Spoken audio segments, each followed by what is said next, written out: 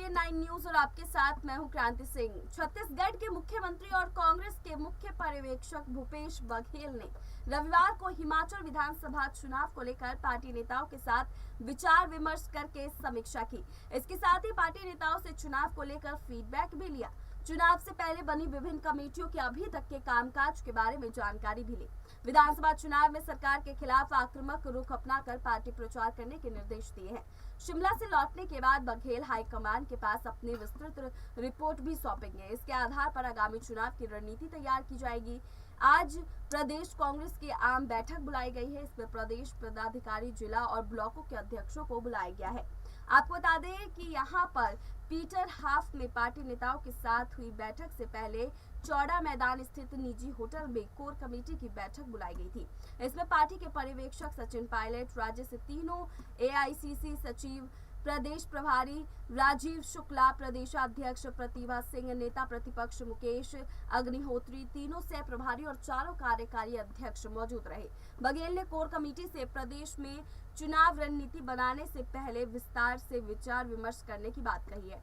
आपको बताते चले कि बघेल ने पार्टी के विधायकों और विभिन्न कमेटियों के अध्यक्षों से विचार विमर्श करके फीडबैक भी लिया है। विधानसभा चुनाव को लेकर पार्टी नेता भावी रणनीति को लेकर मंथन किया गया। चुनाव प्रचार को लेकर पार्टी नेताओं को समय समय पर दिए जाने वाले निर्देशों पर सख्ती से अमल करने को कहा गया है।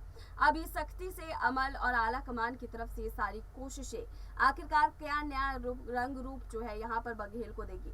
बहरहाल यहाँ पर बघेल की रिपोर्ट क्या कहती है और उस रिपोर्ट के जरिए आगे की रणनीति क्या बनेगी और कांग्रेस की तरफ से जो ये जागरूकता अभियान चलाया जा रहा है, जिसमें सभी नेता जो है वो जागरूक दिख रहे हैं, क्या आने वाले समय में बीजेपी के लिए सबसे बड़ी चुनौती होगी और इस चुनौती से आखिरकार बीजेपी कैसे निपटेगी। क्योंकि अभी तक तो बीजेपी कांग्रेस को आड़े हाथों लेती हुई आई है, लेकिन इस बार जिस तरीके से कांग्रेस अपने हर कदम पर अलग ही रूप से जागरूक दिखाई दे रही है, वो एक सबसे बड़ी चुनौती यहाँ पर बीजेपी के लिए बनकर के उत्पन्न होगी। अब इस बड़ी चुनौती को लेकर के बीजेपी किस तरह से अपने कदम उठाएगी और बीजेपी इस चुनौती का हल कैसे निकालेगी, ये तो देखने वाली बात है। लेकिन सोनिया गांधी अब यहाँ पर अपने नेतृत्व वाली सरकार को चलाने के लिए यहाँ पर सक्षम रूप से दिखाई दे रही है। बहरहाल बीते दिनों देखा गया था कि उनकी तबीयत बेहद खराब थी, लेकिन अब वो अपनी चहलकदमी के साथ साफ तौर पर नजर आ रही है। लगातार उन मुख्यमंत्रियों से मिल रही है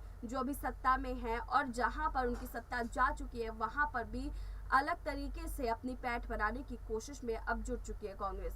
यहाँ पर बिहार हो चाहे गुजरात हो, हर जगह पर गठबंधन की सरकार भी बनाती हुई यहाँ पर कांग्रेस साफ नजर आ रही है। तो बीजेपी के लिए अब एक बड़ी चुनौती कांग्रेस बनकर के उभरेगी। जहाँ पर बीजेपी को लगा था कि कांग्रेस सिमट चुकी है, कांग्रेस खत्म हो चुकी है, अब कांग्रेस का कोई अस्तित्व नहीं रहा है, वही कांग्रेस अब यहाँ अलर्ट मोड पर नजर आ रही है। और ये अलर्टनेस जो है यहाँ सीधे तौर पर बीजेपी के लिए घातक साबित होता हुआ नजर आ रहा है। बीजेपी की तरफ से क्या कदम उठाए जाएंगे उस पर हमारी नजर बरकरार है। फिलहाल ऐसे ही रिपोर्ट के लिए देखते रहिए एसपीएन 9 न्यूज।